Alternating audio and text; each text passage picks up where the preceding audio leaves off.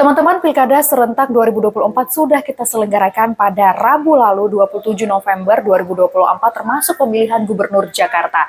Nah, dalam hal ini pemilihan Gubernur Jakarta berpotensi untuk masuk ke dalam 2 putaran walaupun saat ini memang penghitungan suara masih terus dilakukan oleh tim KPU hingga 15 Desember 2024. Salah satu kubu saat ini memang mengklaim bahwa mereka unggul karena sudah memenangkan suara lebih dari 50,07%. Namun saat ini kita masih menunggu hasil pasti dari penghitungan KPU yang akan dikeluarkan pada 15 Desember 2024 mendatang.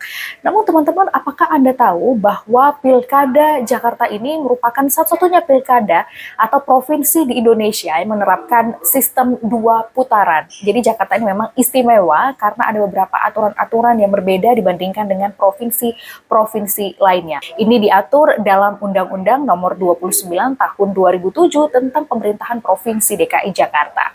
Lalu seperti apa sistem atau mekanisme putaran kedua yang berpotensi untuk terjadi di Pilkada Jakarta jikalau nanti memang hasilnya dari KPU memungkinkan untuk dilakukan 2 putaran? Jika tidak ada pasangan calon yang melewati ambang batas 50%, maka otomatis akan dilakukan Pilkada 2 putaran.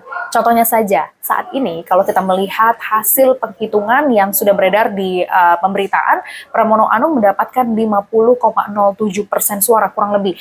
Kalau misalnya memang tidak mendapat 50%, katakan 49%, kemudian ini hanya contoh ya teman-teman, kemudian kubu dari Ridho atau RK Suswono mendapatkan sekitar 40% dan diikuti oleh Dharma Pongrekun 10%, otomatis akan dilanjutkan dengan Pilkada 2 putaran. Lalu siapa-siapa saja yang bisa ikut dalam Pilkada 2 putaran ini?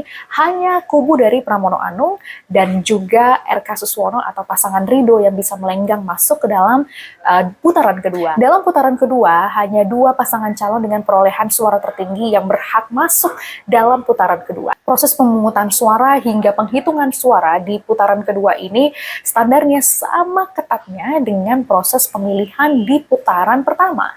Lalu pertanyaannya, apakah ada tahapan kampanye yang harus dilalui kembali? Betul, masih ada tahapan kampanye yang harus dilalui. Namun dalam tahapan kampanye di putaran kedua akan lebih menitik beratkan kepada program dan juga visi misi yang akan dibawa, yang akan dibangun oleh 2 paslon yang berkompetisi. Jadi lebih kepada penajaman visi misi dan program yang akan dibawa untuk kemajuan Jakarta, teman-teman. Berdasarkan keputusan KPU DKI Jakarta nomor 29 tahun 2024, pemungutan suara untuk putaran kedua akan digelar pada tanggal 26 Februari 2024.